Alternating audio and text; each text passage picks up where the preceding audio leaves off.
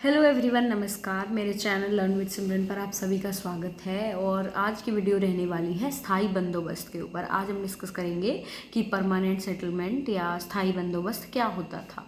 तो देखो, जो स्थायी बंदोबस्त है वो 1793 के अंदर लागू किया गया था और ये बंगाल में लागू किया गया था लॉर्ड कॉर्नवालिस के द्वारा। ठीक है, अब स्थायी बंदोबस्त था क्या? स्थायी बंदोबस्त बेसिकली एक प्रणाली थी कर कलेक्शन की, यानी टैक्स कलेक्शन की, कर को वसूलने की एक प्रणाली थी जो कि लॉर्ड कॉर्नवालिस द्वारा शुरुआत उसकी की गई थी 1793 बंगाल के अंदर। उस समय पर जो भारत था वो जो हमारी वो थी ईस्ट इंडिया कंपनी थी उसके अंतर्गत था, मतलब उनकी कॉलोनी हम उस समय पर हुआ करते थे। तो क्या था, अब देखो, अब हम जानते हैं स्थायी बंदोबस्त के उद्देश्य क्या थे। स्थायी बंदोबस्त के अंदर क्या था? स्थायी बंदोबस्त के अंदर जो ब्रिटिश साम्राज्य था उन्होंने अपनी रक्षा हेतु जमींदार के रूप में मित्रों का एक वर्ग तैयार किया था। मतलब उन्होंने जो है सोचा कि हम जमींदारों को अपना दोस्त बना लेते हैं ताकि अगर कभी आगे चल के हमारी लड़ाई भी होगी तो हम उनको द्वितीय सुरक्षा पंक्ति के रूप में इस्तेमाल कर सकते हैं। ठीक है, इससे क्या होता था? स्थायी एवं अधिकतम भू राजस्व राशि प्राप्त उनको होती थी। यानी कि इसके अंदर क्या कर दिया गया था स्थायी बंदोबस्त के अंदर कि जो वो होते थे, जो लैंडलॉर्ड होते थे, जो जमींदार होते थे, उनको उनकी जमीन का मालिकाना हक दे दिया गया था और उनको एक फिक्स्ड रेवेन्यू होता था, एक मतलब एक स्थायी अमाउंट होती थी कि मतलब वो अमाउंट आपको देनी ही देनी है, चाहे बरसात हो चाहे कुछ भी हो। ठीक है, तो एक जो राशि थी, ठीक है, वो राशि फिक्स कर दी गई थी ताकि ब्रिटिश साम्राज्य का जो है वो अच्छे से प्रचार प्रसार हो सके। स्थायी बंदोबस्त में जमींदार वर्ग को प्राथमिकता देने के पीछे एक उद्देश्य था कि गांव के समृद्धशाली वर्गों का निर्माण किया जा सके। ठीक है, उसके अलावा इसकी विशेषताओं की अगर हम बात करें तो इस व्यवस्था में जो जमींदार होते थे उनकी जो भूमि थी उनको उनका मालिकाना हक मिल गया था। उन्हें जमींदार की खरीदी बिक्री का भी अधिकार मिल गया था कि वो अपनी ज़मीन को बेच भी सकते हैं और अगर कोई नई ज़मीन खरीदना चाहे तो वो खरीद भी सकते हैं।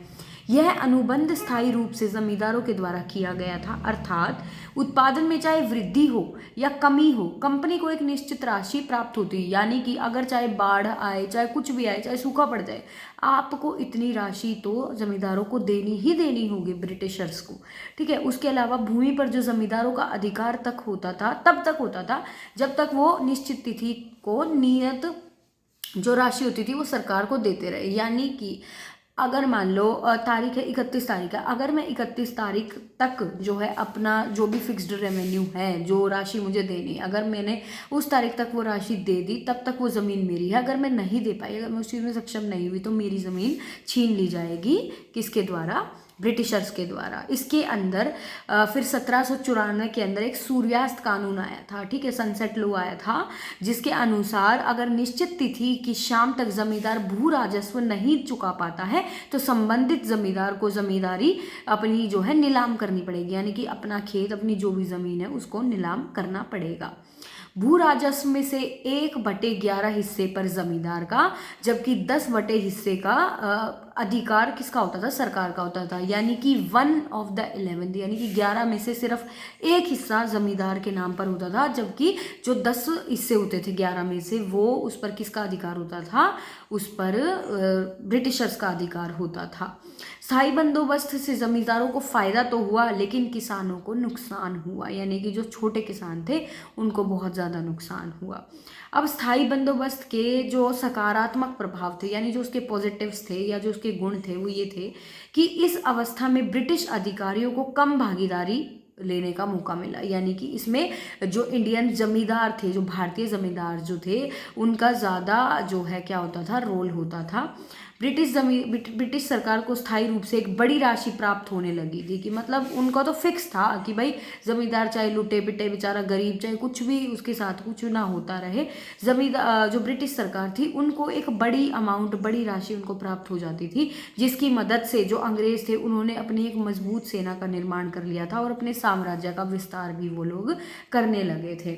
उसके अलावा जो कृषि के वाणिज्यकरण थे उनको भी प्रोत्साहन मिला था, यानी कि जो लोग एग्रीकल्चर करते थे, जो खेती करते थे, उनको भी बढ़ावा मिला था, जिससे कि जो भारत की स्वावलंबी अर्थव्यवस्था है उसका अंतर्राष्ट्रीय अर्थव्यवस्था से जुड़ाव हो पाया। ठीक है, मतलब उस टाइम पे उन्हें मौका मिला, तभी वो इतना शायद एग्रीकल्चर में आगे बढ़ पाए।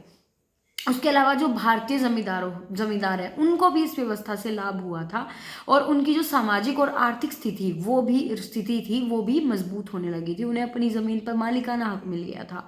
इस धन का उपयोग बहुत से जमींदारों ने शैक्षणिक, कलात्मक, औद्योगिक और व्यावसायिक विकास के लिए भी किया था। ठीक है, जो मतलब उन्होंने पैसा कमाया अपनी जमीन से कर देने के बाद जो बचा, तो उसका प्रयोग उन्होंने काफी सारी चीजों के अंदर किया।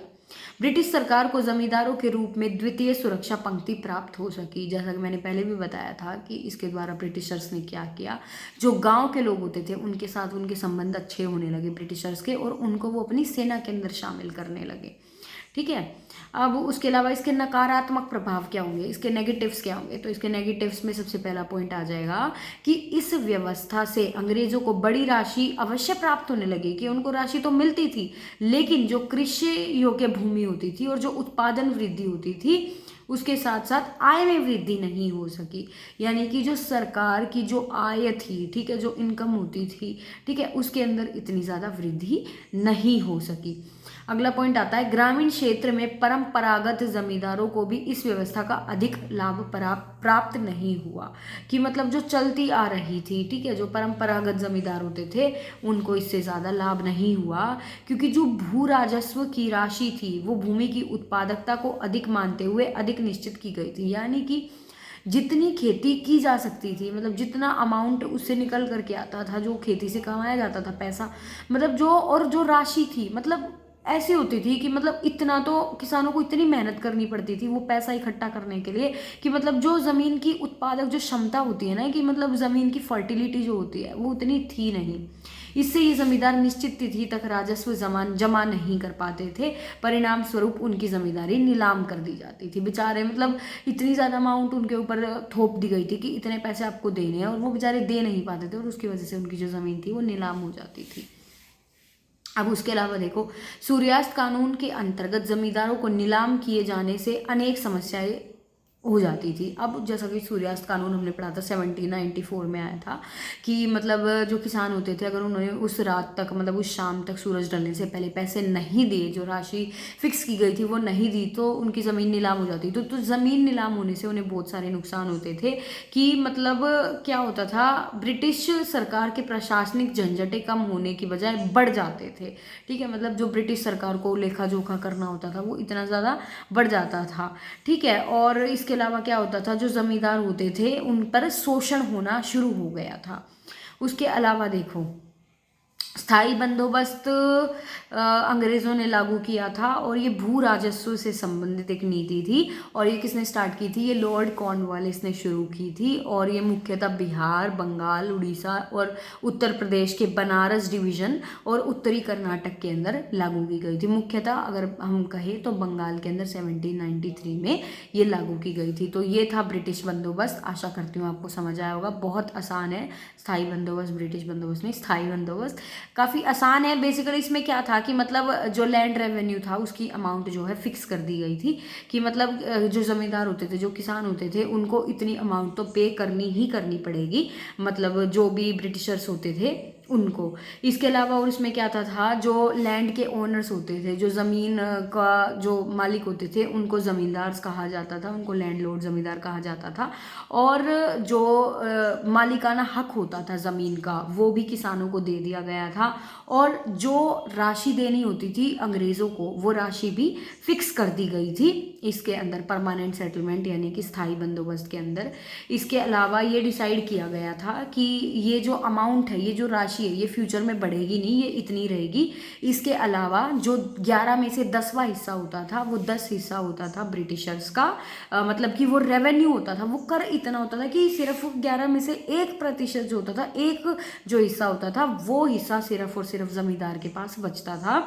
उसके अलावा और पॉइंट हमने जाना कि जो जमींदार के सन होते थे, ठीक है, वो मतलब उन तक अगर मान लो वो पैसा देते रहे हैं, वो कर दे पा रहे हैं, तो उनके बेटे को भी वो लैंड ट्रांसफ़र हो सकती थी। लेकिन अगर सूर्यास्त नियम तक नहीं दिया तो वो लैंड जो है, वो जो ज़मीन होती थी वो नीलाम हो जाती थी। ठीक है, और जो ज़मींदार थे, इससे कई ज़मींदारों को लाभ भी हुआ था। ठीक है, तो ये कुछ चीज़ें थी स्थायी बंदोबस्त से रिलेटेड। आशा करती हूँ आपको समझ आई होगी। अगर अभी भी कोई डाउट है तो आप कमेंट सेक्शन में उसको लिख सकते हैं, या टेलीग्राम चैनल से भी जुड़ करके वहाँ पे आप अपनी समस्या बता सकते हैं। इस वीडियो को देखने के लिए बहुत बहुत धन्यवाद। Thank you so much. Learn with Simran.